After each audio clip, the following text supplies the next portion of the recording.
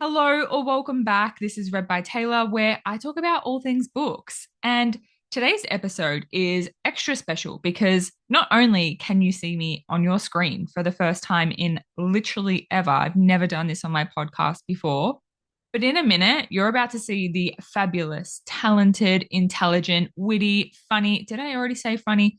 Very funny author of the Infernis Duology and also very popular author in fan fiction, and that is Gillian Eliza West. The Infernis Duology is a fantasy slash romantasy inspired by Greek and Egyptian mythology. The first book is called Ruin, and the second that was just published is called Reckoning. So that is why we're here to talk to Gillian to celebrate her latest release, to learn a little bit more about herself as an author and what got her into writing, to get some insight on her latest release, Reckoning, and the duology as a whole, to find out what else she has coming up. So, as Gillian would like to say, strap on and strap in. Well, Gillian, thank you so much for being here. I'm so excited. Thank you for having me. I'm happy to be here. You're actually my second author interview ever. So it's Oh my very gosh. exciting and scary. Love it. I'm Happy to so be used here. to Happy being to. like, I'm so used to like filming myself and just re-recording whenever I want. So it's so daunting, but it's amazing. We're just gonna chat. No need to Yes, re-record. just chatting. And congratulations on your latest release, Reckoning. Thank you. And Thank you so much. not only the release, but I just saw that it was number three in Gothic Romance. Yeah, thank you. Yeah, I'm not checking it anymore because now the ratings are none of my business. But Yes. I the first day when it hit number three in Gothic Romance, I cried into my sandwich. I was I was gonna very ask excited. what So the reaction was like because I think I would pass away. Like, honestly, wasn't so like the rankings are kind of weird on Amazon. So if you like go to your page and you're like, if you go to like your storefront page and you scroll down, it gives you like a smattering of rankings, but it doesn't always give you the highest one. And my friend Amanda Richardson just came out with a book the same day, Play with a Phantom, and I was seeing her posting, or maybe somebody else posting her ranking. And so I was like, oh, let me Google Amazon bestseller ranking, not thinking I would be Mm. on it. And I just like looked up my genres. And when I saw I was number three, I stared at it for a very long moment and then just started Oh, crying. how And could my you and my not? best friend was with me, and I was like, it's holy shit, oh my God, it's number three, oh my God. And I was just like, I, I don't, okay, cool, great, I'm happy. And I mean, it was number 25 in fantasy romance, which is like such a monster of a Incredible. genre. And it even pushed Ruin up. Ruin was number 50 in just like bestsellers for Gothic romance. So just Mhm. like in that genre, just bebopping around, Ruin was Yeah. number 50 for a while. Yeah. So it was a wild day. Yeah. I couldn't even imagine. That's so exciting. Congratulations. Crazy. Thank Amazing. you. Thank you. Definitely exceeded my expectations. Of So, course. Well, tell us a bit about yourself and kind of what got you into writing, maybe what inspired you to yeah. start writing, if you were always interested in it. Yeah, I mean, when I was much younger, like I'm talking like preteen, I, like everyone else, wrote really, can I curse?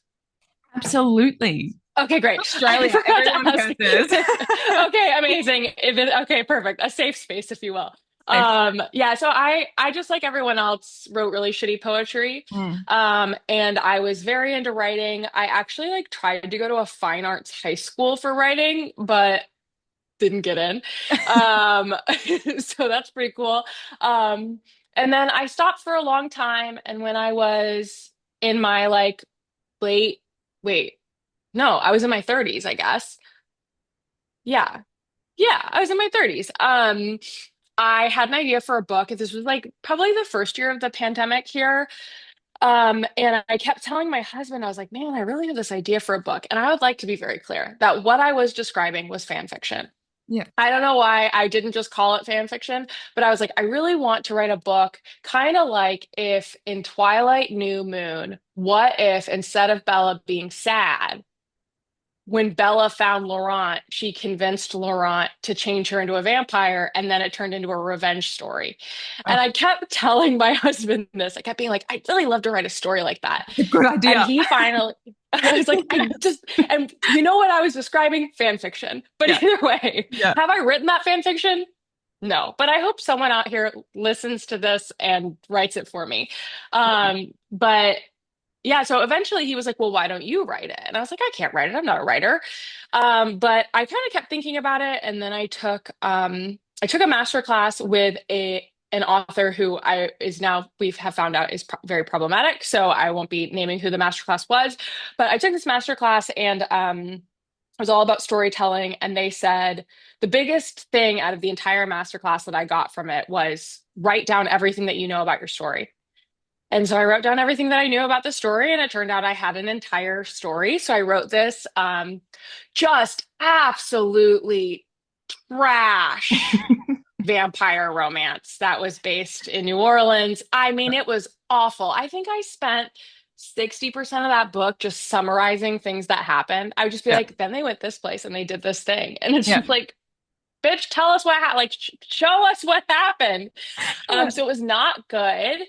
And but I had delusions of grandeur and I was like, this is great. So This is I perfect. got it. You know what? Done. Put So it out. It's I ready. hired, yeah, I hired a developmental editor and she was very kind and was just kind of like, okay, like here's how you write and like taught me a lot about writing. And then again, I developed it and then was like, this is still great. And Yeah. so then I submitted and I went through queries. And when I was going through queries, my editor was like, try to find something completely different to do. Like keep writing to hone your craft, Mm. but do something totally different. And I had gotten very much into like TikTok. I just joined TikTok and I had started reading Hermione fan fiction. And this was around the time when everybody was talking about The Auction by Julie Soto.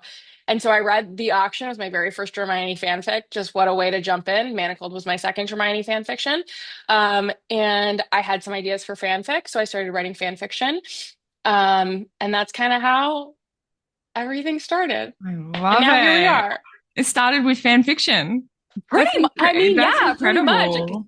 started with an idea about a Twilight fanfic I didn't realize was Yeah. actually Twilight fanfic, and now here we are, baby. I love it. And I've actually, I don't know if I should be admitting this, I've never really read fan fiction. Well, Yeah, when I was younger and there was like the One Direction kind of era, right. I dabbled in it when I was Hmm. in high school and probably shouldn't have.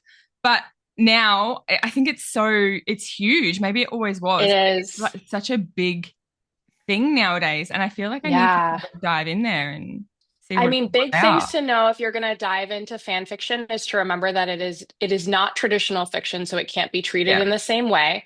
You know, so we call it the gift economy. So we say that, and by we I mean just like fan fiction writers in general, Mm, and also just like the community in general, like treat it like a gift. So if a friend gave you a gift, even if you didn't like that gift, you wouldn't be like, I didn't like this thing and this thing and this thing. You would just be like, thank you. And then you just wouldn't right. say anything. Yeah. And it's the same sort of thing versus like you should review a book that you've paid money for because you have paid money for it and Right. other people deserve to know whether or not they should pay money for it.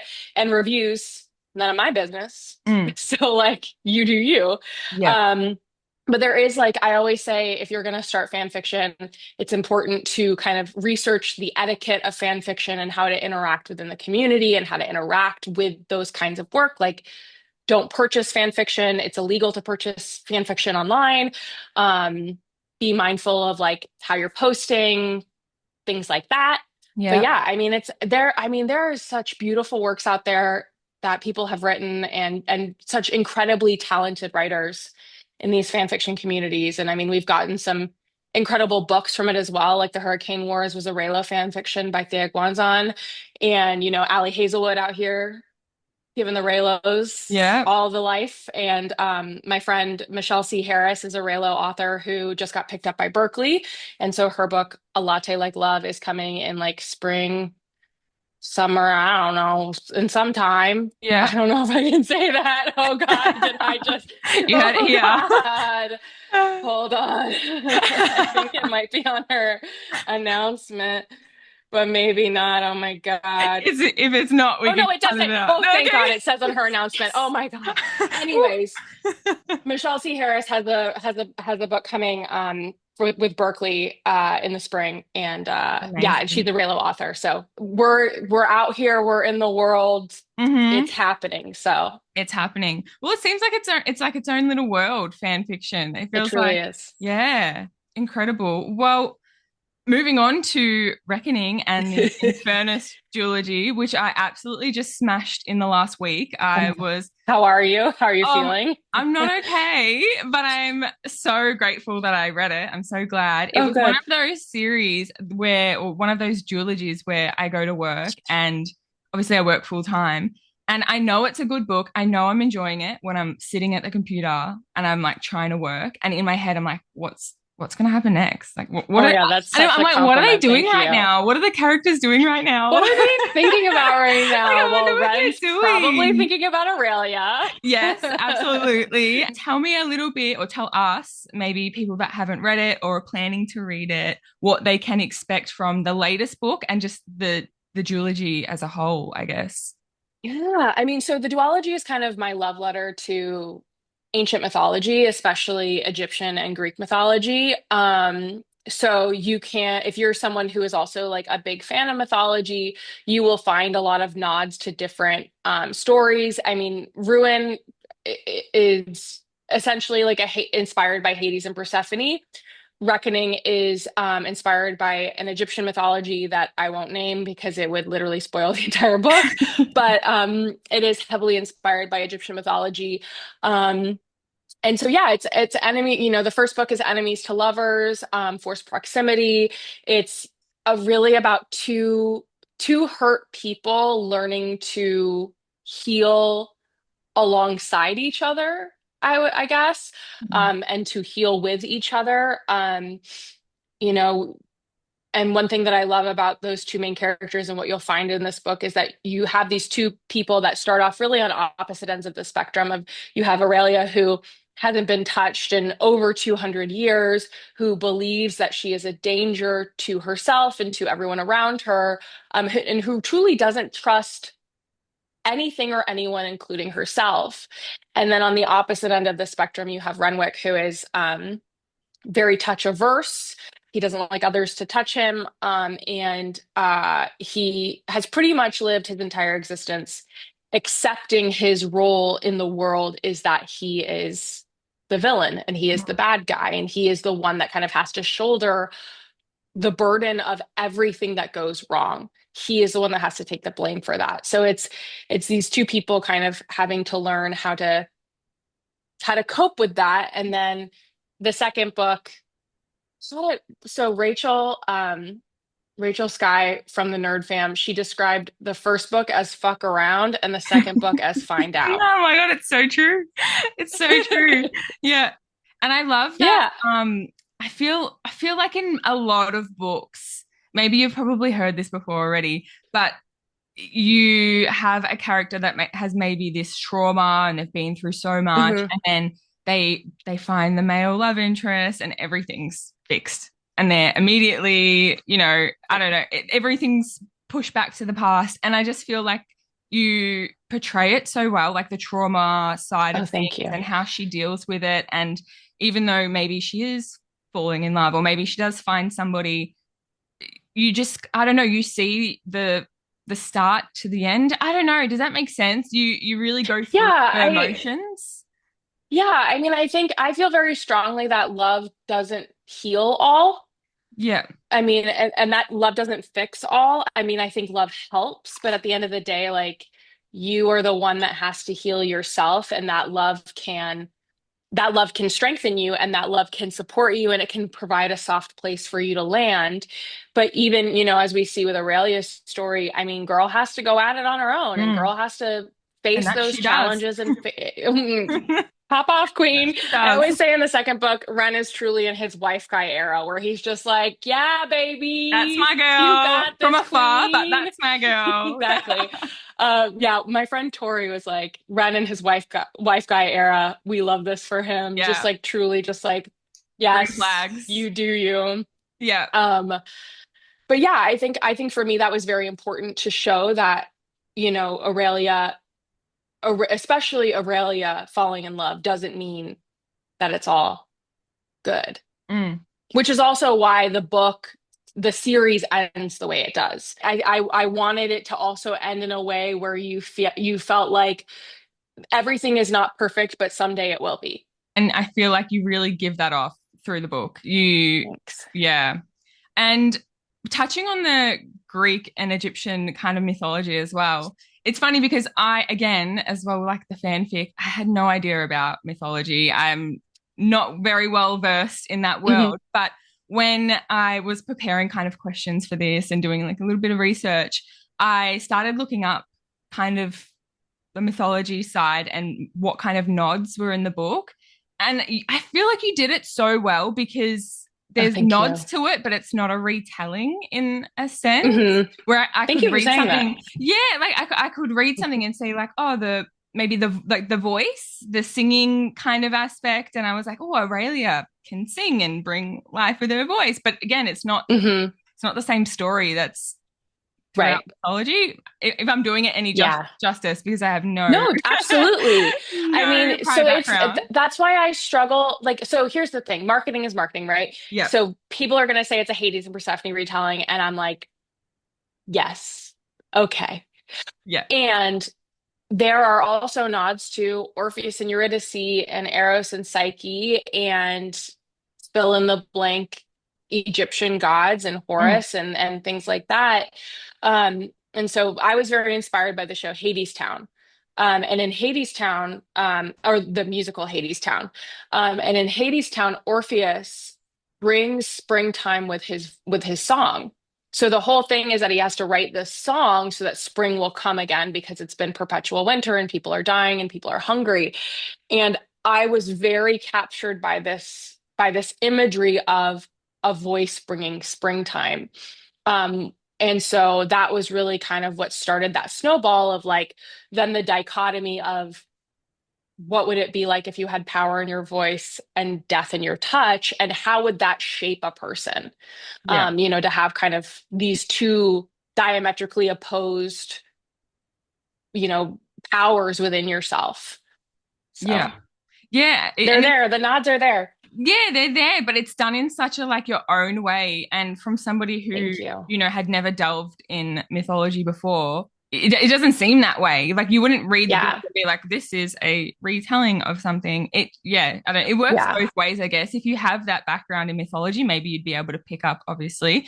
But as somebody who had no knowledge, yeah, it Yeah. was still incredible. I didn't want people who hadn't read mythology or weren't like, weren't familiar with mythology. I didn't want you to feel like you were missing out. Right. And I wanted to write it in a way where like you weren't missing out if you didn't know, but if you did know, it added that extra element of like, oh, I Absolutely. see. There's a moment in the first book where where I think it's when they're starting to fall in love, but there's a moment where Ren is afraid to look behind him to see he's afraid to look behind him to see if she's following him Hmm. because she's afraid that if he does, she'll disappear. And that's a direct nod to the story of Orpheus and Eurydice, where Orpheus is trying to guide them out of the underworld, and what's happening in that moment in their character development is essentially a direct reflection on that story. It's I worked funny because really hard. when I was like researching, I came across that story and I was like, oh my God, that's incredible. And now that you say that, I'm like, oh wow, I should do a reread now that I have like a little bit of background on it. It's I very think too, interesting. it would be fun probably to do a reread now that you've also read the second book, Yeah. because there are so many Easter eggs to what happens in the second book in the first book. So, Yeah. We love an Easter and egg. I'm a Love. I'm a rereader, so I also try to write books in a way that like it would be enjoyable to read the second time around. I agree. I love rereading the books and especially just knowing I am so weird where I kind of like knowing how it ends. If somebody's gonna No, like, I'm the same way. oh, if I'm the same someone's exact gonna way. die, if something's gonna happen, if there's a betrayal, I want to know. I don't want to Same. deal with the emotional toll. So I like rereading Yeah, and having the comfort of knowing what's coming. So me too. I'm the same exact way.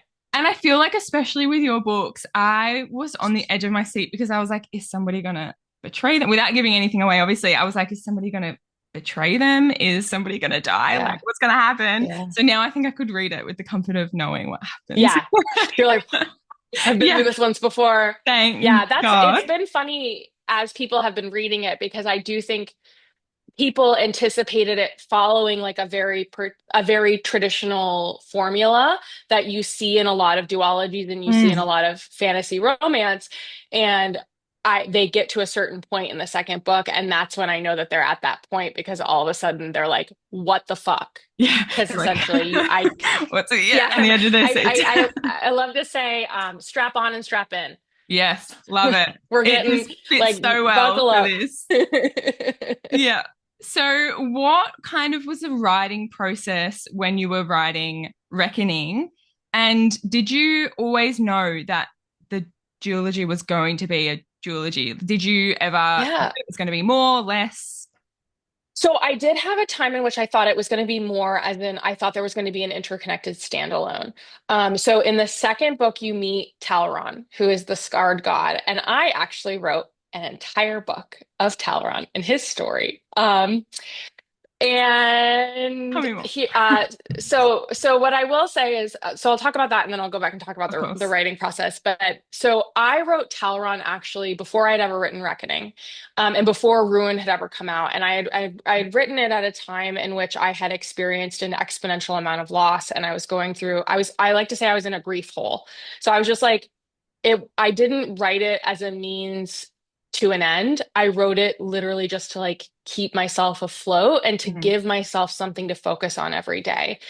And at the end of it, when I finished it, I was like, wow, like I think I could fit this into the Infernus universe very easily. And so I did. And then I finally had my best friend, who's also my alpha reader, Angie, read it. And she came back to, and this is like, I'm like getting ready to publish Reckoning.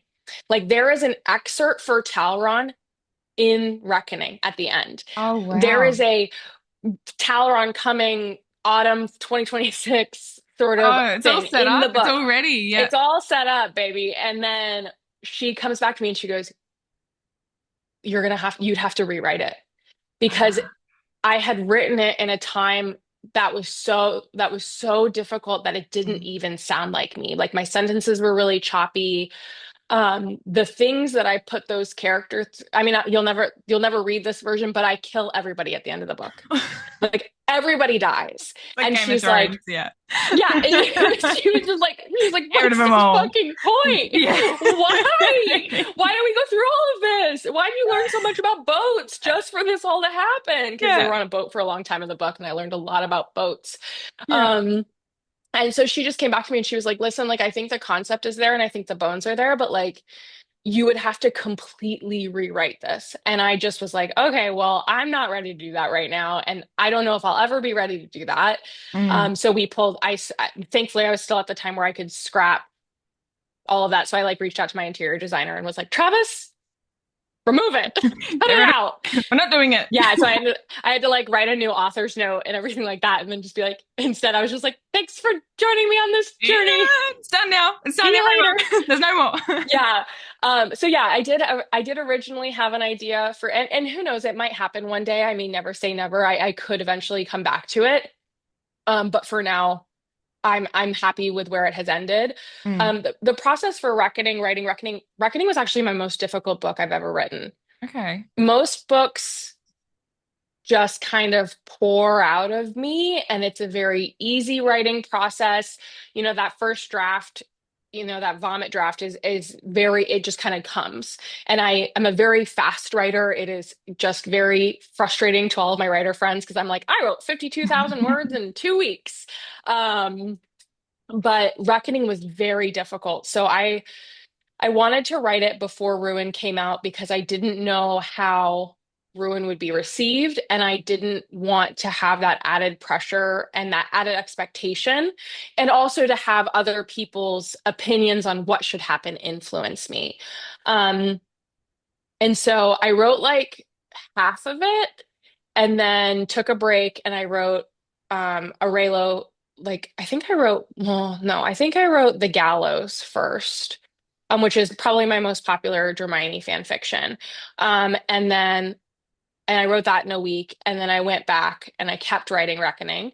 And then I took another break and I wrote like a single chapter fic. They call them one shots of like a Reylo, a Star Wars fanfic.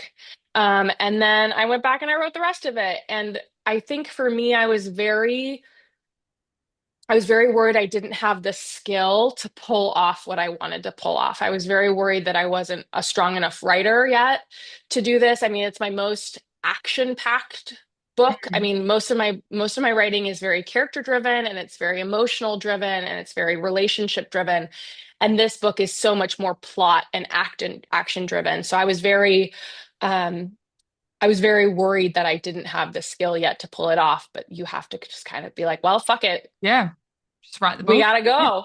Yeah. So, Yeah, and you can yeah. see the difference between like the two books. Obviously, they're both incredible books, but you can tell that one is like the first one is very character driven, very romance Yes. kind of based, which I love. I love that, and I feel like it's very emotive, and you just feel Yeah. the characters. You kind of like fall in love with them there, and then Hmm. in this, you like lead into the second one where then it's like go go go go go. Yeah. You already And are that's super connected to deliberate. them.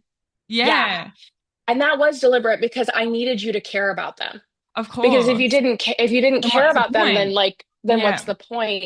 And so whenever people, I actually just recently filmed a TikTok and I'm gonna post it soon, but it's that Taylor Swift song. It's like, what if I told you none of this was accidental? Yes. Because people are constant like during the when the first one came out, the most common both praise and complaint that I got was this book is so character driven.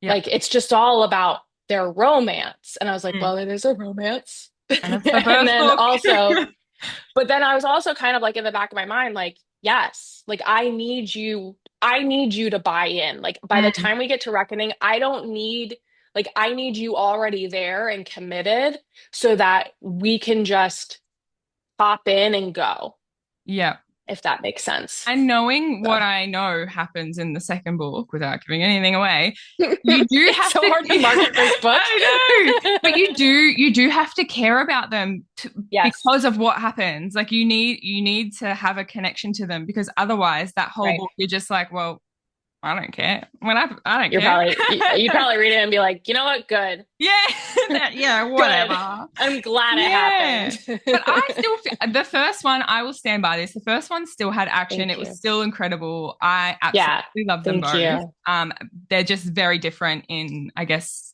how they're written, but they work.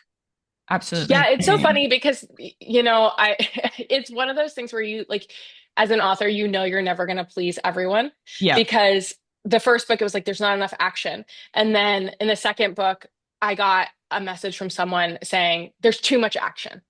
And I was like, well, What do you want? What do you want from me? well, Yeah. okay. Is it hard All to right. deal with the sort of negative, or do you try and stay away from any negative So reviews? Because I would cry. I would I struggle. do my very damnedest to Yeah. stay away. So I Goodreads is none of my business. Mm. I don't, when the book is first, like when I'm promoting the book and it's on Goodreads, I do have to go on and see like how many people's TBR it's on and like how many people have it saved. But like my personal assistant goes in and like pulls reviews for me to read, and they're always 5-star reviews. And she always goes through and makes sure that there's nothing critical in those reviews. Because for me, like that's not for me. Like that's a reader space. Like that is again none of my business. When people come into my house Yeah. and when Slide, they come into my slide in the house DMs. Yeah. and I'm very lucky that it's very rare. Yeah. I very rare. I knock on wood. I mean, I think in the grand scheme of books, like this is not a Quicksilver. This is not a Fourth Wing sort of situation. Yeah. Like it's doing well, but it's not like it hasn't blown up like a lot of other books have. And so I am very lucky that I am currently at a space where I'm not getting a lot of negative messages. I'm mostly getting overwhelmingly positive messages. Um, but I do like today I learned a very important lesson of even if someone tags you in a TikTok or in an Instagram promoting your book, don't read the comments Ah, Don't go and read the yeah. comments because, and that was the lesson that I learned Mm. today. Because you thought, this is a safe space. I can, I was like, yeah, this is, yeah, she literally has me tagged. And yeah. then I went to the comments and was like, oh, I'm never gonna do this again. oh. I was like, Yeah, let me get out of here really quick. yeah, I guess this is none of my business too. yeah, So, and yeah, so it's, I think as an author, you're constantly learning like where the boundary is. And I try very hard to make sure that like I'm not interacting in a reader's space Mm, for my own mental health. Cause yeah, I mean, it is hard. I mean, as much as you say like, oh, that's not personal, like, oh, that's just their opinion, like at the end of the day, like these books are my heart and my soul. And, it's me kind of laying a part of myself bare on a page. And yeah, I don't, it's never going to feel good to hear somebody be like, of you needed an course. editor. You had so much bullshit in your book or whatever else they might say. Um, so, it's never going to feel good. And at the end of the day, everybody's entitled to their opinion. Mm, And especially with reviews, that's why I say, like, I don't go on Goodreads because that's not for me. yeah. And I think I'm so against tagging authors in anything that's not 5 star, anything that's critical, because what can you do about it? It's already out there. You've Yeah, the published the book's book, out. and that's somebody's like blood, sweat, and tears. That's somebody's child that they've raised, Hmm. and you're like, that child's ugly. Like they can't do Yeah. anything about it. It's already out in the world, and Yeah.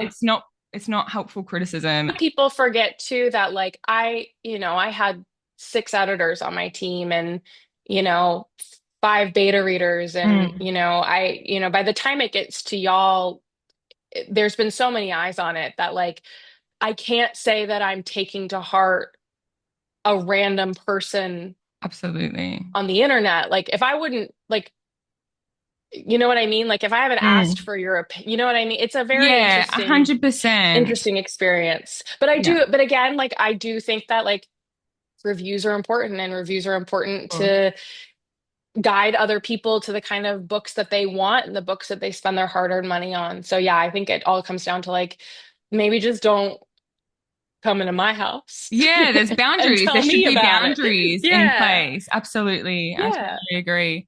And one thing I wanted to, there's a question in there, but I did just want to like highlight and acknowledge it because this is going to be very long-winded, but something that I've noticed Hit me in with a it. lot of romantasy, fantasy books, especially, I don't know, maybe the larger kind of ones that I've read recently, there is a lack of inclusion and maybe a bit of a lack of diversity in the characters. And it's Hmm. something that maybe it's not intentional. Of course, it's probably not intentional. And I could assume, I'm not an author, but I could assume that it's probably hard to write about something that maybe they don't have experience in or Mm. they want to do justice to it. So it's probably like a hard subject to talk on.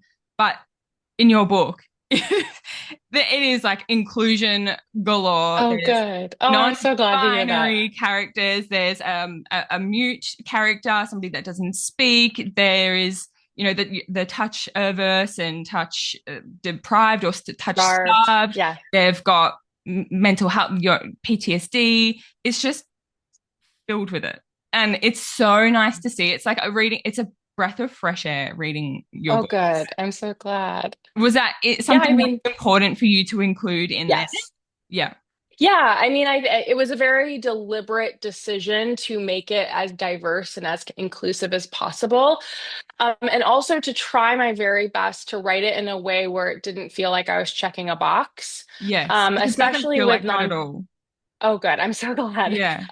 Because I'm not gonna lie and say like it just happened. I Yeah. mean, once you do get used to writing, especially like non-binary Mm. characters, it does become a lot easier because you've learned how to especially introduce them. Because you do, especially with non-binary characters, you have to introduce them in a very specific way so that the reader is immediately on board and it doesn't feel like, hold on, Yeah. what's happening? Yeah. Yeah. Um, and so I had a sensitivity reader who read for non-binary and the touch averse and touch starvation. And and all of that, which was incredibly helpful. So they were the ones that came to me and said, like, you need to find a way of introducing Sidero's pronouns, whether that's just this is Sidero, they use they them pronouns. And I was like, well, that would almost take you out of the book. Yeah, because Um, it wouldn't if fit in that setting, I Yeah, guess. I Yeah. can't really see Ren Yeah. saying that. Yeah, me Um, either. and Yeah. so I figured out a way of I don't know exactly what he said. I can't remember exactly what he says, but he essentially uses their pronouns as he's introducing them Yes. and explaining to Aurelia what's going to happen next now that she's in Infernus. Um, and yeah, I love Sidero. Mm, My favorite character, and I was on the edge because I was thinking, what's going to happen? What is going to happen yeah, to them? Nothing bad can happen to my favorite. our sweet baby angel. Yes. Yeah, but yeah, it was always really important for me to include that. In my in my mind, everyone's queer in the Mm. Infernus universe. There's Yep. no, there's just everybody's just everybody loves who they love. Yep. Um, but I did enjoy having those kinds of nods to the less, you know, traditional heterosexual relationships, and it Yes. was for me very important for especially those very very stereotypically masculine characters of like, well, what if they're in love with another man, and what if Yes. this woman is in love with a woman, and kind of moving outside of what we typically would expect. um because I mean I'm pansexual, so like I very rarely see that kind of representation. Exactly. And when I do, it's very exciting. That's one of the reasons I love Katie Roberts' books, because she does they do such a good job with inclusive writing. Mm. And so yeah, thanks for Oh, no, acknowledging that. absolutely. When I was It was reading so it, I important was to me. like, I have to note this because you just don't see it a whole lot. And again, it's not a reflection on the author, I guess. And it would be hard to talk about experiences and things that maybe you don't have the knowledge in, you want to do it justice. So I get it, Hmm. but it's just it's like an acknowledgement, maybe like reading it, you're like, oh, Yeah. I feel a bit seen. Like, yeah, Yeah. it was just really amazing to see. And there was just such diverse characters. It wasn't just, all right, now we have a female who likes a female. We've got a male who likes a male. Like, Right. we've got somebody who doesn't speak and they've been through all this trauma. And he is an Right. incredible Oh, character himself. Zane. I Zane. love him. I Um, love him too. He really came about because I didn't want, we had already done all of the typical like training montage stuff, and I wanted to find a way for Aurelia to continue to learn about herself without it being a typical like, now you will learn your power, now you will continue to hone your power, and now yeah, we do this thing.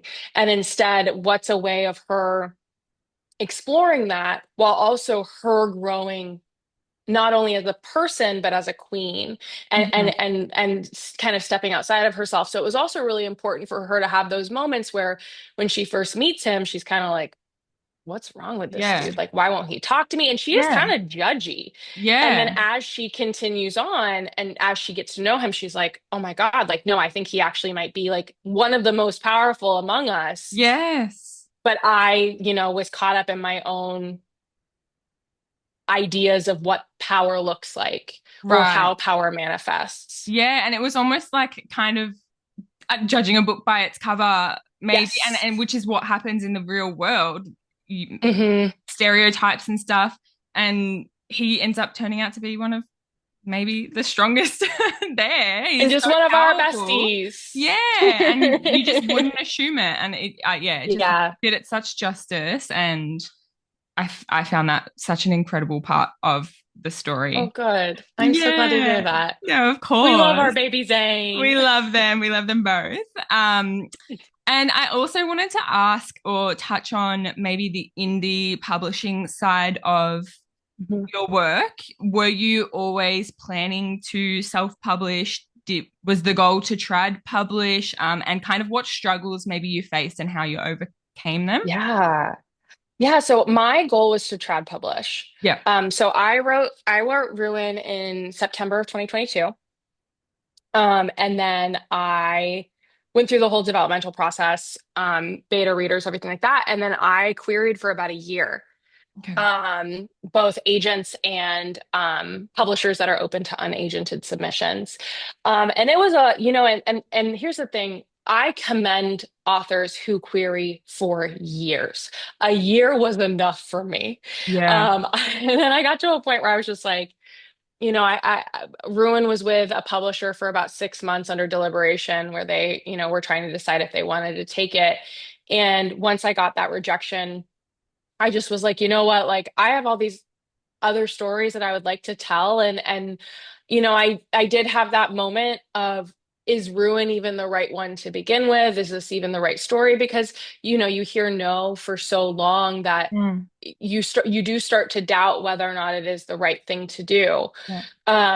But at the end of the day, I was like, you know what? I've worked so hard on this. Ruin went through 38 drafts before it was published. Oh my gosh. Um, I'm not an yeah, author, but so that sounds like a lot. it was a lot. Yeah. And so, by the time I think it was in January, when did Ruin come out? October of 2024? Yeah.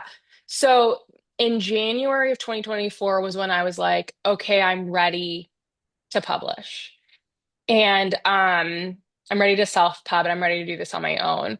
And so that was when I really pulled the trigger and like assembled my team of, editors and cover artists. I was very lucky to work with KD from Story Wrappers, who is just an incredible artist. And she's done a lot of really incredible work. She did Carissa Broadbent's Serpent in the Wings and Night Oh, series covers. very Um, original. yeah. Yeah. Um, and yeah, so I went through the whole process of indie publishing, but I always did it with the intention of like, I want to be picked up. I want to get an agent. I want to transition to trad. Um, and so I invested a lot of money in Ruin in that hopes of catching the attention of someone. And so, I don't really know if it worked. I do have an agent now, but I don't really Um, know if it worked exactly that way. But yeah, so my goal was always to be trad and to transition to trad. So Absolutely. Yeah. Well, we've got an agent now. That's incredible. yeah, yeah, Amazing. I feel so lucky. I'm represented by Jess Watterson at Sandra Driscoll Agency.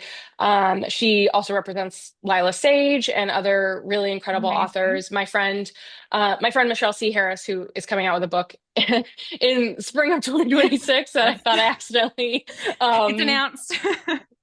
spoiled. It is announced. But she's the one that connected me with Jess. So she was represented by Jess. And then I was lucky enough to get connected with her, and Jess read my work. And yeah, so I feel very excited. We're currently in that process of pitching and seeing what happens. But you know, the Infernis Duology is a part of kind of the package that we're offering, but it's not what we're leading with. Yeah. So I wrote a sci-fi romance that's inspired by the show Andor. And by inspired, I just mean the kind of gritty sort of vibe of Andor. Um, and yeah, so we'll see what happens. Amazing. Well, that kind of led into my next question, which was going to be, is there any works in the making? Is there anything in Yeah, the I pipeline? mean, What can we expect the next? pipeline, I suppose, is this, space heist book that I wrote. It's an enemies to lovers, sort of not the way I've been describing it, which is a terrible way to describe it, by the way. I This is love going to it. be the worst pitch you've ever heard in your entire life. But it's essentially if in Ocean's 11, if George Clooney and the acrobat hated each other at the beginning of the movie and then slowly fell in love during the movie, but it was all in space. I love it. And if How and if could the you pitch any acrobat, better than that? yeah, and if the acrobat was actually like a beautiful woman who was a silks dancer, and if George Clooney was actually like a dude that wears a mask and Oh, has face tattoos.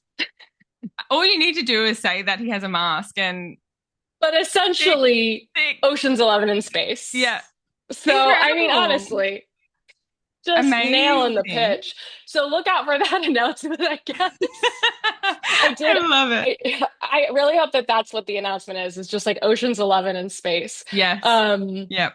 but no, Must. I did ask my agent. I was like, "Can I talk about this book?" And she was like, "Yeah, you can talk Okay, about all it." So I right. was like, "All right, I'm gonna talk about it." But Yeah. yeah, it was really fun. It was it's funny because I wrote it after Reckoning, and I will still say that Reckoning is the most difficult book I ever written. And I had to make up an entire universe Did you have to look for up this things space about heist. space for this? Did you have to like research? Nah, Nah. Yeah, yeah, it's nah, space. Who else knows? No one else knows. it's not scientifically accurate Yeah. whatsoever. No, I think I amazing. have in there like like I said at one, there's like a, some reference to a hydro combustible engine. And I said that to my husband and he went, "What the fuck does that mean?" And I was like, "I don't know, man. Don't think about it too hard." If you just say it with confidence, everyone will be like, I was like, oh, yes, yeah. that And thing. like Yeah. really like hydro combustible engine, hyd hydro is water. So Yeah. what we're talking about is a steam engine, Yeah. which is not particularly sci-fi. Um, but it sounds really good. So yeah, Yeah. I don't really yeah, it was fun to kind of play around with. And I really through the Infernis Duology, I taught myself how to like essentially how to make up words and how to make Yeah. up languages. And so it was fun to really hone that skill with writing a sci-fi book where no one is human. There's Mm. no humans in it, at least for now. Who knows what will happen when it comes out? And having to kind of like challenge myself not just to make up words and planets, but then you make up a planet and then it's like, well, how would language sound on that particular place? Yes. And how it would be slightly different from this place. So It sounds yeah, hard, but it sounds so fun to just have that it creative is kind very of fun. control and like, this is what's going Yeah. to happen on this world. This is now my world. Yeah, I mean, I will say that I do kind of have like a cheat method where I look up words in languages that I think they would sound like. So Mm. like whether that's, you know, Swedish or Finnish or Persian or Japanese or whatever it is. And then I kind of riff on those words. So I keep kind of messing with Oh, them and messing with them right. and messing with them until I have Your own something language. that Yeah. works. Sometimes it does just like I do just like come up with like Masi. Okay, great. A random Yeah. word. Perfect. But for the most part, it is me kind of looking at existing language and then adjusting and adjusting and adjusting and adjusting until Yeah. it's completely different. Which makes sense because then I guess when you're reading the book, it's just exactly how you can envision those characters Yeah. speaking like that in a way. It Hmm. makes sense in my head. I get it. Yeah. Yeah. Well, it's funny because my first few drafts of Ruin, I didn't make up my own language. So Okay. they're speaking as everyone does, Gaelic. And then I had a beta reader who came to me and was like, "Bro, you can do better than this. Like you've made up this whole goddamn world with all this like lore and all Yeah. this stuff. Like why the fuck are they Speaking speaking Gaelic. Gaelic? Like come on. Yeah. You can do better than Yeah. this." Like you're And already that was halfway I there. yeah, she was like, "Come on." And you know, it was really difficult to hear because you never want to hear you should make up your own language. Mm. Hmm. But it was, I think, the push that I needed to really to really create like immerse in a new world. And I do think that it went a long way and having you believe that this is not just like a retelling, but that this is its own thing. Yeah. So While you were speaking, I was like, oh, I just have one more question to ask. It wasn't hit going me with down, it. but I have to ask it. No, Because hit me I with find it. this so interesting. But is it hard to write characters with different personalities and not kind of just insert yourself into them? Or is that all a part of Y- like being the creative and Yeah. like did you find you You know, yourself writing yourself into these characters? yes and no. I mean, I think that there are bits of me in both Ren and Aurelia. Um, the side characters, it's very easy to Yeah. just write. Like fuck Typhon. Yeah. He is people I know. There are Right. aspects of my least favorite people in Typhon. Oh, that would be Um fun. The way I would be write like, these people that have wronged me, I'm like, this evil yeah, be man. like, Yeah. yeah, don't fuck with me because I'll make you a villain in my books. Yes. I'm gonna Um write about you later. Yeah. um but as far as the main characters go, I mean there are definitely aspects of me in both of them. And I think but I also think it is important to create separation and for me at least personally, it's important for me to create some sort of separation. So there are also parts of Ren and parts of Aurelia that are not me. Um, because I do want them to always be their own people, but there are parts of them that do connect me to them. And so, like I would say a lot of Ren's insecurity is my insecurity and his insecurity to be seen and to be perceived in the way that he wants to be perceived. Mhm. That I share a lot of that insecurity and Aurelia's kind of thirst for affection and thirst for love is someone I used to be in the past.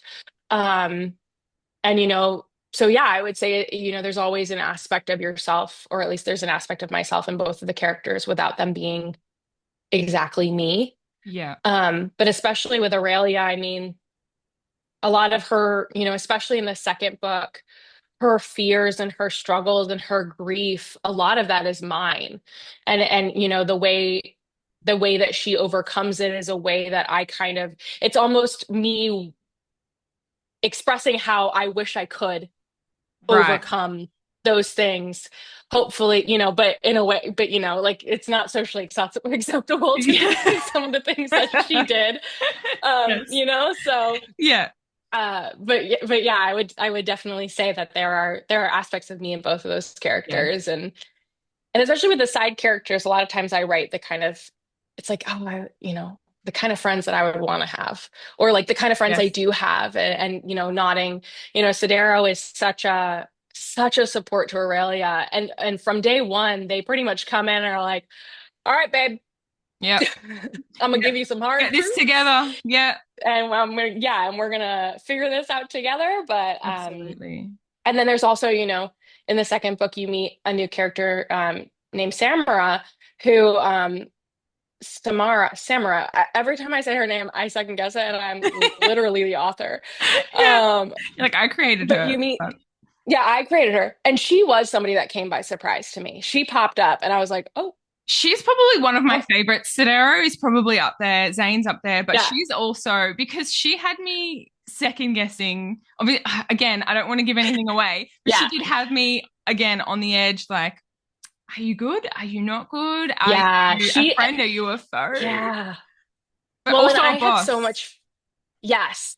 Well, and I really wanted to it was so fun for me to write an unhinged female Mm. character and a female character that is unapologetically who she is. And and I don't really think that this is a spoiler to say that so Samara does some bad shit and she is not sorry. Yep. And she's just like, I don't regret the things that I do because they were for a reason or they were to protect X, Y, and Z. And like, but that is also my cross to bear and not yours. Hmm. And like, you like, don't take on these things that you see me taking on because we are not the same. But I did think it was really important for Aurelia to just kind of have like that unhinged female bestie that's like, we support women's rights and women's wrongs. Yep. Where do you want me to bury the Like, body? Kind of like I will help exactly, you. Yeah. exactly. Because Sodero is very much like the let's talk this out, let's take a breath. Yes. And Samara is just kind of like, I have the car, I've got the gun. Yes. Where the fuck are we They're going? kind Like, of whose car are we like, gonna take? like the Yes, angel and devil on both her shoulders.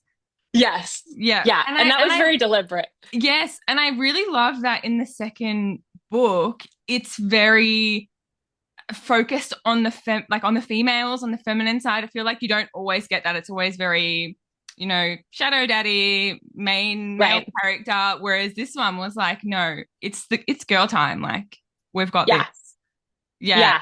Yeah. I think one of the tropes I said when I was marketing it, because it was so hard to market this book because you literally can't. Yeah. Um, and so I think one of the tropes I had was we support women's rights and women's wrongs. And then one of the other ones was shadow mommy. Yes. I think Because those I think two the just world needs more shadows encapsulate the mommies. whole book. Yes. Shadow Mummy, Yeah. and we're supporting all female decisions, right? Yeah. Yeah.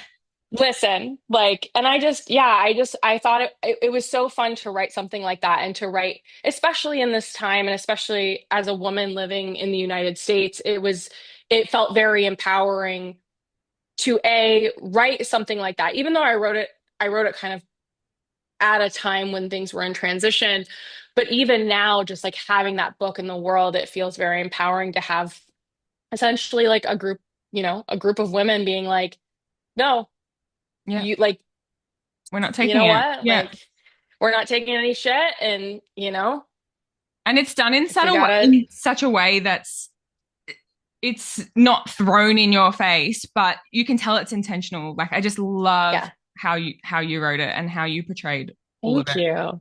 Amazing. Yeah, I mean, I never wanted anything to feel like it was gratuitous or like I never wanted to feel like you're checking a box. So I always Yes. tried very hard to be very plot driven of like, there is a reason why she is doing everything. And there is a reason why things happen the way that they do.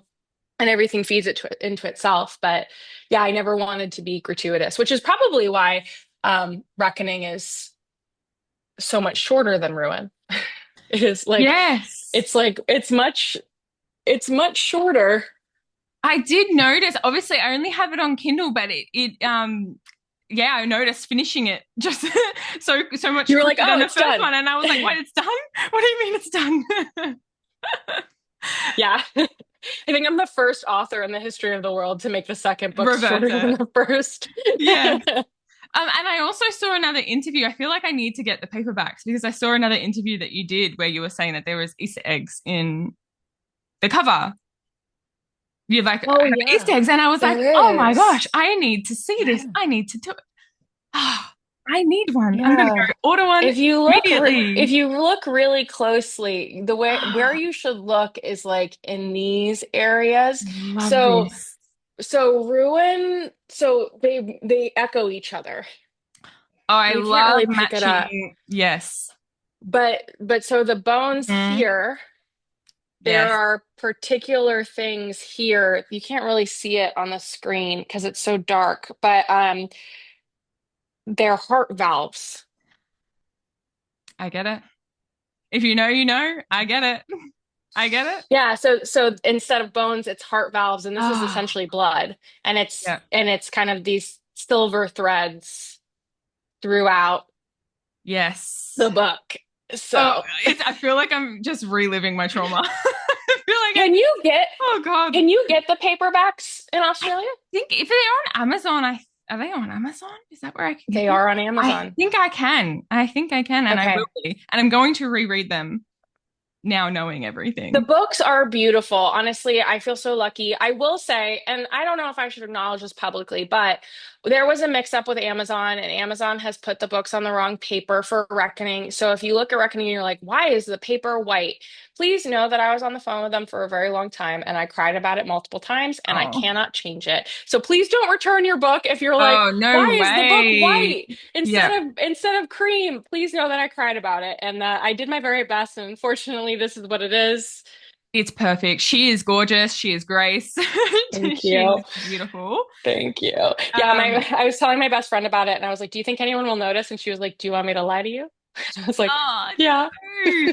She was like, "No one will Oh, notice." But no one will notice. No one will notice. I think, of course, it's your baby. It's so special to yeah. you. And I could totally understand why that would be upsetting. But as a reader, they're beautiful. I would be so Oh, happy to thank you. display them up there, and they will be. I know. I hope you can get them in Australia. If you don't, I'll let you know. let I me should know. And see. but I don't know. I don't know how expensive it is to ship things to Australia, I will hunt one down. Don't worry. I will find them. I will absolutely find them. but yeah. And lastly, I guess, do you have any advice for aspiring authors? Yeah. Gosh, I mean, I think the biggest thing that I always hear is people say like, "Oh, well, I can't write that because somebody's written it already." Mm. Or like, "Oh, I have Mhm. this idea for a story, but I just read that." Or I just saw that they came out with this. Or like I had a friend who is an aspiring writer and she was like, "Well, I had this idea for a book, but I literally just saw a book announced with that kind of theme." And my advice is, yes, a style of it might have been written before, but you've never written it before. Yes. And your voice is going to be so different because your experience is so different. And regardless of if you're writing contemporary or fantasy or sci-fi or dystopian or whatever the genre is, you're always going to bring your life experience and your perspective, and no one else is going to be able to replicate that, and certainly not generative AI. And so, fuck AI. But anyways, Yes. um, I digress.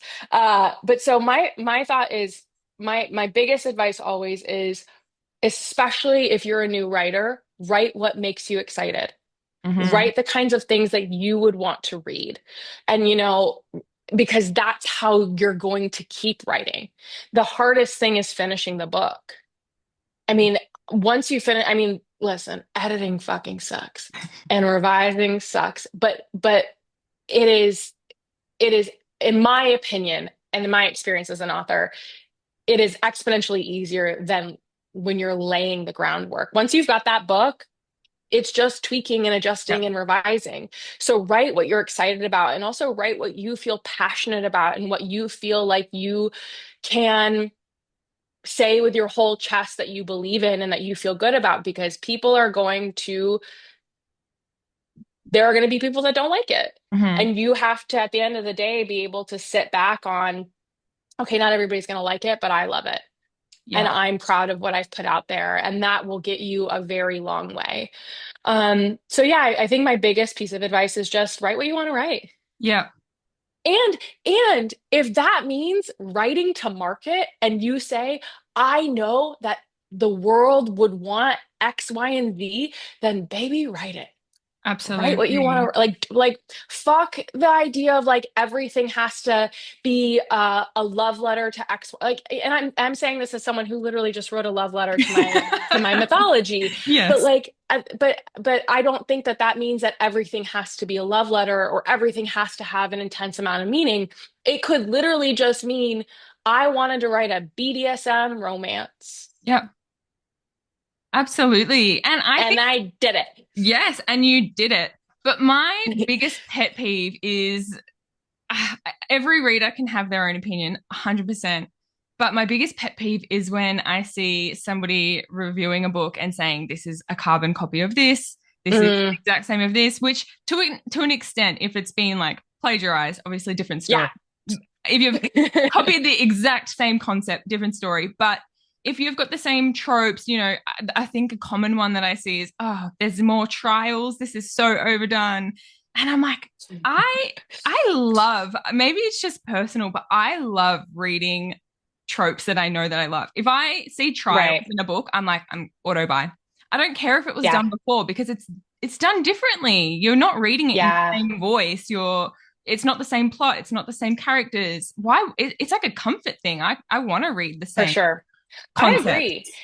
And I also would say too that there are very few original ideas. Exactly. Everyone is getting things from everywhere, and Yeah. everyone is inspired by everything, and like, and that's why I always say, like, I mean, look at how many Hades and Persephone retellings are out there, written by incredibly talented authors, and you have just such a wide scope of Hmm. those retellings that are true. Like, his name is Hades, her name is Persephone, they're in the underworld, Yeah. and I like, give me 14 of them Yes. right now. Like, you know what I mean? Absolutely. So that's why I feel very passionately about, like, especially as a new writer, like, who cares if someone else has written it? You Yeah. haven't written it yet. You haven't written And it. I want to read what you have to say about this. And I want to read your take and your perspective on it, because no one else will have had that.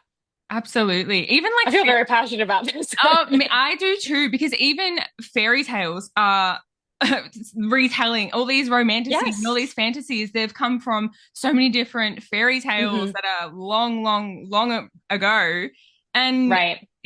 sometimes they're so well done. These books are so well done that you don't even know that it's a retelling or it's loosely inspired by this long ago fairy tale. But Hmm. yeah, there's just so many different ways to do something. And Yeah, you one want of to my best try. friends was like, "Oh, Ruin is a Beauty and the Beast retelling." And I feel like I that's was a like, common "It one. is? Yeah.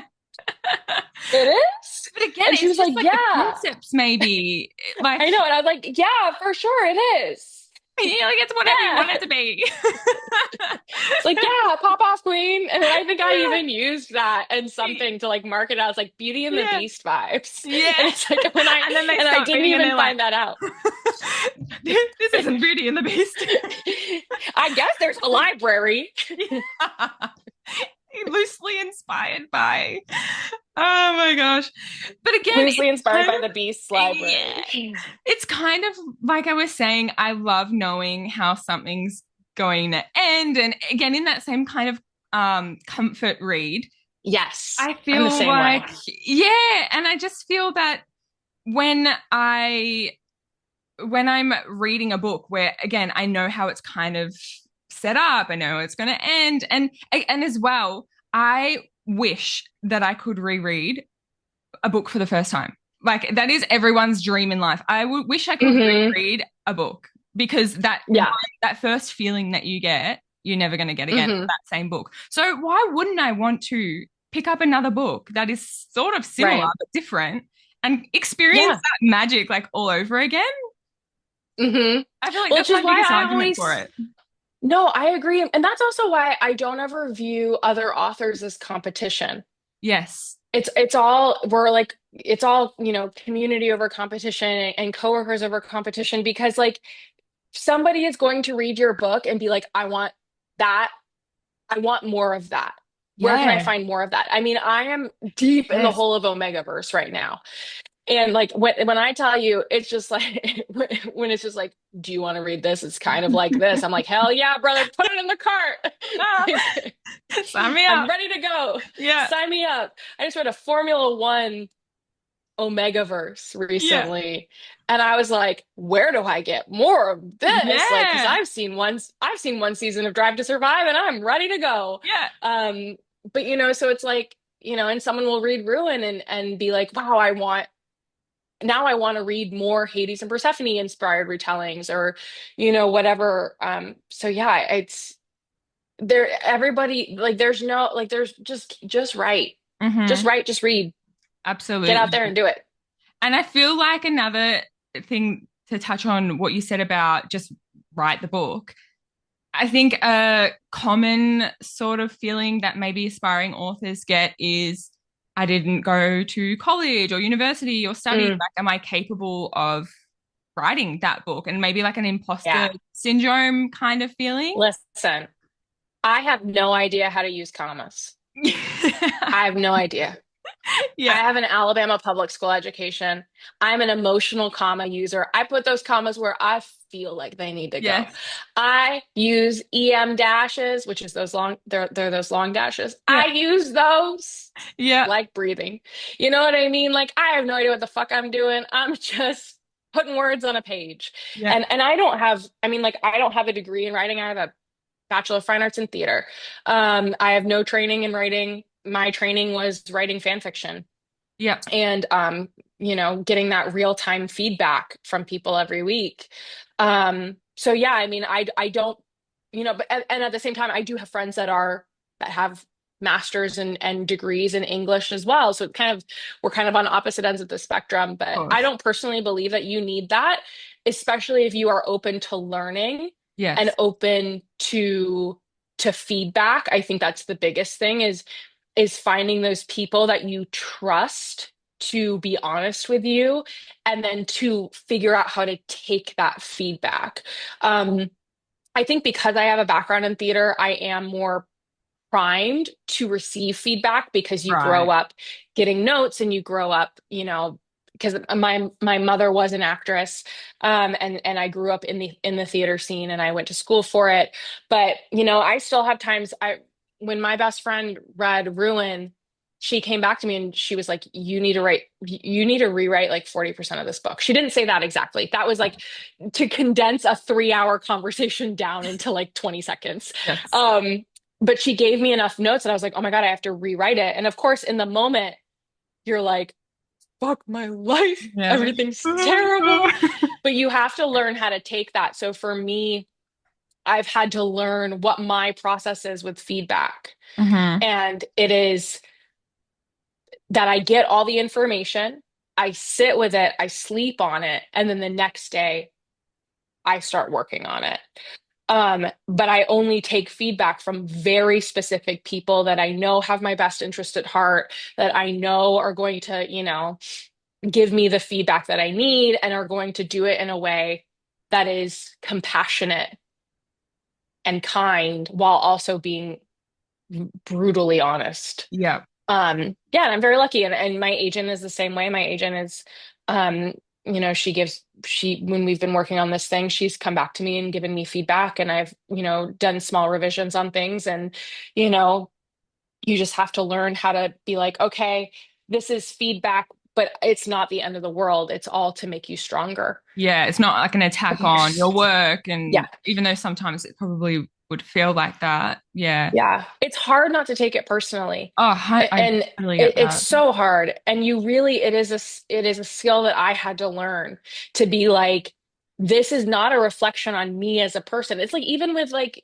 negative messages or negative Yeah. reviews, it's so hard not to take it personally. And you do have to learn to be like, okay, like this is the reflection on a part of me, but not all of me. And it's that professional and like I have chosen to do this. And now it for Yeah. me is I have the privilege of doing this and I have the privilege of this being my job and I have the privilege of getting to sit for 8 hours a day at my kitchen table and writing. Yeah. Um and with that, with any job, that means that sometimes you're gonna have to do difficult things and Yeah. hear difficult truths and you have to learn how to navigate that. And in the moment, I guess it would be a lot harder. But then looking back and you see the outcome and what's come from that feedback, it probably all makes Yeah. sense. And you're like, well, yeah. Yeah. Yeah. I mean, like when my one beta reader was like, you should make up your own language, I definitely cried. Yeah. And was like, Like I was crying in my cereal, but yeah. yeah, just like crying at the club. And listen, I am 35 years old. I haven't been to a club in a decade. Yes, But but if I was there, I'd be crying. but if I was there, I Yeah. would definitely be crying. Yes. But yeah, I mean, I think I try to give myself that space to be like kind of I give myself like that night to like kind of feel sorry for myself. Yeah. And especially now, like Angie, especially, she kind of knows like she says that she always knows when I'm getting to my limit because I stop. I'm usually like, oh, okay, like I can do this, I can do this, I can do this. And it becomes like back and forth. And then there's a certain point where I just start being like, okay, Yeah. all All right. right. I don't know if I can take anymore. And she can just like hear me like typing down her notes. And I'm just like, Yeah. oh, okay. And then she's like, all right, well, I think that's enough. Yeah. Well, I'll talk to you Okay, tomorrow. great. Yeah. All right. But yeah, so it is such a skill that you have to learn. And the quicker you, that's my husband. And I was like, I the think I saw quicker you, movement. There's someone in your yeah, that's house, my Gillian. husband. He's taking my dog out. Oh, Our dog. It's not just my dog. yeah. But yeah, the quicker you learn it, the easier the whole process becomes. So Amazing. I think that's incredible advice because I think that is a very common thing that people would have to deal with. And just starting yeah. out, it would be a lot to take on. Yeah, and I mean, it all, it all comes back to like surrounding yourself with people that you trust because at the end of the day, I would rather someone tell me like this thing is problematic or this thing is wrong or this thing needs to be changed than it going out into the world Yes. And and then then the finding out. public being like, this is a problematic, this is wrong. Yeah, And then, whatever. So, it all comes down to that's, I guess, another piece of advice is however you need to finding people that you trust to surround yourself with that will give you that honest feedback and then learning how to take it. absolutely. The last thing that I was just going to touch on, not a question, but Mhm. maybe in case you wanted to talk about it, through the interviews that I was watching, I saw that you have a Patreon. Yeah, I I just do. wanted to, yeah, give you the chance if you wanted to talk about it because it sounds so interesting. I'd never heard of that before. I maybe it's big in Australia, but I haven't A dabbled Patreon. in the Patreon world. So I would love to Mm. hear more about, Yeah, so yeah. Patreon is like it's like a monthly membership where you get access to whatever. So there's like a lot of artists that are on Patreon where like every month you get like art and things like that. So for me, I have written a vampire romance. It's like a forbidden love, like Anne Rice inspired, but like set in its own world, sort of paranormal romance. And every week I release a chapter. So if you subscribe, so there's two tiers. The first one is $5 a month. And with that tier, you get a chapter every week, and then you get like any bonus chapters that I upload for Ruin, for I need to start calling it the Infernus Duology since writing is out now. Um, and then when I get art done, if there are sketches available, they get to see those sketches. And then the $8 tier gets all of that. But then they also get like the fully rendered art pieces. And yeah, originally I had it where the $8 tier was going to, I was originally going to Indie Pub the vampire romance. And so Patreon was going to help me pick like the name and the cover and everything like that. And now that I have an agent, obviously that has changed a little bit because when I got signed with her, I pretty much gave her everything that I Yeah. have ever written in my entire life and was like, let's see what happens. Yep. But for now, those are uploading. I've written the second book in the series as well. So Oh, for amazing. now, like that just continues. And you get art every month. And then I have one bonus chapter out for the Infernus Duology. It is also available if you don't want to join. So I've priced it as low as I possibly can, which I think the website is like, it's like $3. I wanted to price it lower than that, but that was as low as it would let me go. Because like obviously they take a cut and everything like that. Mm, But yeah, I would say too, just a word of caution to there is an app for Patreon on your phone. Don't join via that app. It okay. will actually cost you more money. So make sure you're joining like on a browser and do it all on a browser. But yeah, so you get like an email every month, or like at least on mine, you get like an email every week with like the new chapter. And Mm, whenever you join, you get access to everything that I've posted. So you can like catch up and do that whatever. is And I so occasionally do like fun. polls and things like that. And I have some more bonus content planned. One of the chapters that's been requested is between Caston and someone that you meet in book two. Oh, I sign me up. Sign me up. That is so I fun. So know that's so vague, but have you written all like the book, you know how you're posting like these chapters every week? mhm, mhm. Is that so it's all pre-written, like you're just sending it out Yeah, every oh, that's it's incredible. all scheduled. It's Yeah. all scheduled. So I just upload the chapters and I schedule it, and then it comes out every Thursday at 8 a.m. my time. Yeah. Um, so yeah, Oh, that's such a good idea. I love that. And I do need to write vampires? the bonus chapters. Yeah. Yeah, so the bonus chapters for the Infernis Duology I have not written yet. Yeah. But I do have plans for that one, and then I thought it would be fun to do a bonus chapter of Alistair and Josette, Oh, of like I would maybe love like that.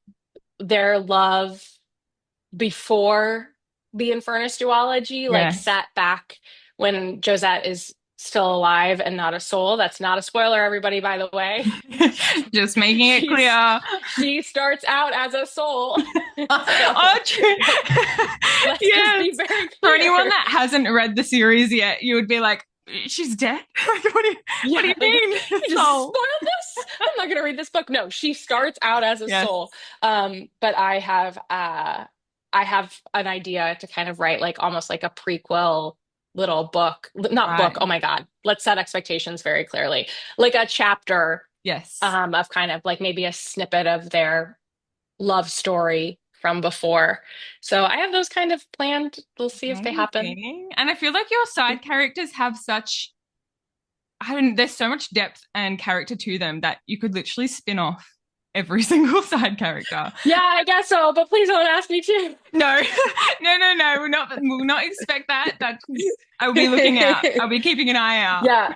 I mean, I think for me, my intention is always to make sure that the world and every character has their own story and is a fully fledged being and is Yes. not just a means to an end. And I think that's especially important when you're writing diversely is that you're making sure that everything has a reason and everyone has a purpose and everyone has a story and everyone has their own wants and needs and drives and I think that that only enriches the story and makes you buy into that story even Yeah, more. absolutely. And if your Patreon, if it's any if it's similar to your writing style in the duology, I expect that it's probably cliffhangers at the end of the, the chapters. No, so actually I will say that these are standalones. So the way that Okay. I've written I call it the Olin City series. The Olin City series is like standalones, is in like every couple has their own book. So Ah, there's okay. there's an overarching plot to Yes. the world and to what's happening in the world, but that plot moves through each couple. Um, Okay. and I will say that so like the first couple is Callum and Lilith. And so you get their love story. And then actually the second book goes back a year Hey, prior to their yeah, to Callum and okay. Lilith's book. So you actually get to then meet characters that are discussed in Callum and Lilith's book. So you know at the very beginning of Lilith's book that her mother is dead. And that is not a spoiler. You learn it immediately in chapter What? one. Yeah. Um, but so in book two, you actually get to meet Lilith's mother and you get Amazing. to experience her. And then it like there's a time jump and you go forward to the beginning. So the second book is Eamon and Adrian. Um, but yeah, so it's they I guess they kind of leave off as cliffhangers in certain aspects, but they're also I've written them in a way that you could read it and be like, I'd be fine not continuing, but I would Right. hope that you would want to. Yeah, no. But Definitely. it's not like Ruin where you're like, what the fuck? Yeah, I was like, oh my God, I need to keep reading. I'm like up at 6 a.m. I'm like, Yeah, at least you had switching. both books. Yes. Oh, that was my favorite part. I love when I'm kind of a bit late to a series and then I'm not left in the unknowing of what Yeah, the hell happens. Incredible. yeah. But I feel the same. yeah, thank you so much. That was all the Thank questions I you. had, unless there was anything else that you had No, to I know. mean, yeah, I mean, if you want to keep up with what I'm doing, I'm pretty Please. active on Instagram. Um, it's Gillian Eliza, my first and middle name. It's super exciting. And then I have a mailing list, that people can join. So I do try very hard to, it's essentially like when I have news, Patreon here's first, then my newsletter, then social media. So I try my very best to kind of make sure that that's kind of the hierarchy of information. Um, and yeah, other than that, just I don't know. If you read fan fiction, I'm uploading a Raylo fanfic right now with a tattooed motorcycle riding Ben Solo, who is an OnlyFans star, and it's a like roommates, friends to lovers, dum-dums healing together sort of situation. Um, but yeah, and then just read Ruin and Reckoning, please. Please read Ruin and Reckoning. You will not regret it. Oh You gosh, I hope will not. be And if you do emotionally regret it, I'm distraught, but sorry. it's worth the ride. It is worth the roller coaster. Amazing. Yeah, well, thank you Oh, so much for having me. This was thank so you. great. Thank you so much, Gillian. I Yeah, really appreciate it. And I can't wait to see what comes next. And I can't me wait to too, see man. where the duology ends up. Yeah. Yeah, I'm Uh, excited. But yeah, hopefully thank I see you. it on TV. That's what I'm waiting for. I'm waiting to see it pop up on like a TV Wow, that show. would be the fucking dream, man. Can you I know. imagine? Fingers crossed. Oh, thank you so much, Thank Gillian. you. Thanks. Bye. Bye. So that was everything for our interview with Gillian. I hope you enjoyed it. I hope you learnt some things. Definitely go and check out her duology. Go read Ruin, go read Reckoning. You will not regret it. It is an incredible, incredible read. And I will pop her socials in the description below of this episode. So you can go check her out and you can go keep up to date with what she's doing. Thank you so much for listening. And as always, if you have any feedback, any suggestions, or anything you want to hear me talk about in the future, go find me on Instagram at Read by Taylor Podcast and DM me. Let me know. Thank you so much again, and I'll see you next week. Bye.